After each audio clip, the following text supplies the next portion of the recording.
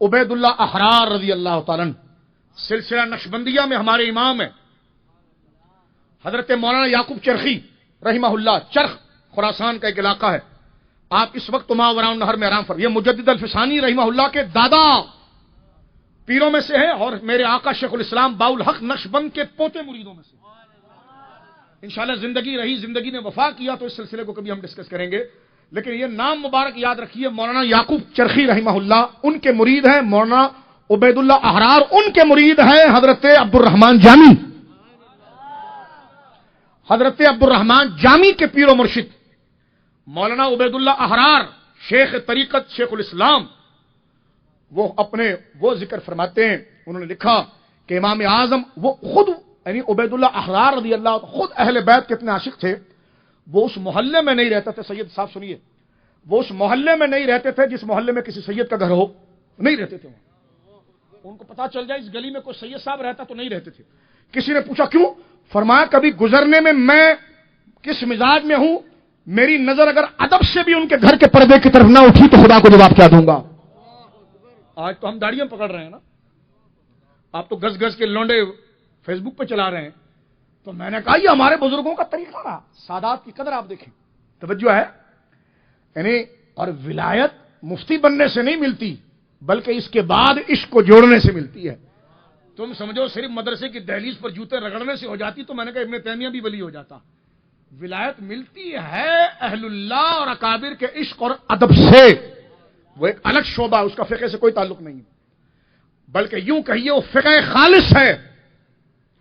فقہ خالص ہی عشق اہل بیت اور ادب صحابہ ہے، اور عشق محمد صلی اللہ علیہ وسلم۔ توجہ کیجئے، تو حضرت عبید اللہ احرار سادات کا اتنا ادب کرتے تھے، وہ محلے میں نہیں رہتے۔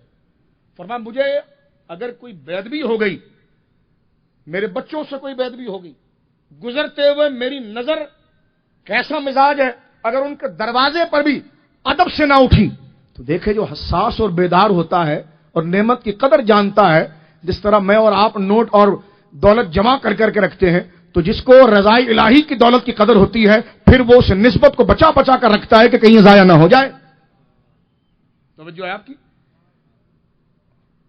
علامہ نور بخش توکلی نے بڑی پیاری بات اس کے ضمن میں لکھی، وہ لکھتے ہیں کہ امام اعظم ابو حنیفہ رحمہ اللہ جن کی میں بات کر رہا ہوں، کتنے بڑے عالم ہیں، میں آپ کی ذکر کر رہا ہوں۔ کہتے ہیں ایک دفعہ آپ کھڑے ہوئے تھے اور دور کچھ بچے کھیل رہے تھے، تو امام اعظم کی بزرگی ہے، کھڑے بیٹھ گئے، نیچے دیکھنا پھر کھڑے ہو گئے، بیٹھ گئے پھر کھڑے ہو گئے، پھر گئے۔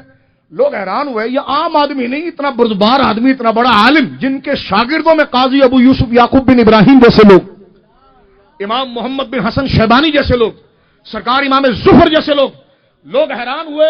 بعد میں جب آپ کھڑے ہو گئے، فرمایا حضور آپ بار بار بیٹھتے اٹھتے کیوں تھے؟ کہتے سادات کے بچے کھیل رہے تھے، وہ بیٹھتے تھے تو میں بھی بیٹھ جاتا تھا، وہ کھڑے ہوتے تو میں بھی کھڑا ہو جاتا تھا۔ یہ کیفیت کو ذرا اپنے اندر اتاریں۔ کہتے ہیں سیدوں کے سادات کے بچے کھیل رہے تھے، وہ کھیلتے کھیلتے بیٹھ جاتے، میری نظر ان پر پڑتی تو میں بیٹھ جاتا تھا، پھر وہ کھڑے ہو جاتے تو میں کھڑے ہو جاتا تھا۔ یہ باقاعدہ بات منصوص ہے، یہ جزیات نہیں ہے کہ تانا دیا جائے کہ شاذ قول لا کر بات کی جائے۔ میں نے کہا حضور مطلع القمرین ہم بچپن سے پڑھ رہے ہیں، اس کا اشتہار شائع کرنے کی ضرورت نہیں، مطلع القمرین پڑھ کر ہی ہم نے تفضیلیوں کو گرایا ہے الحمدللہ۔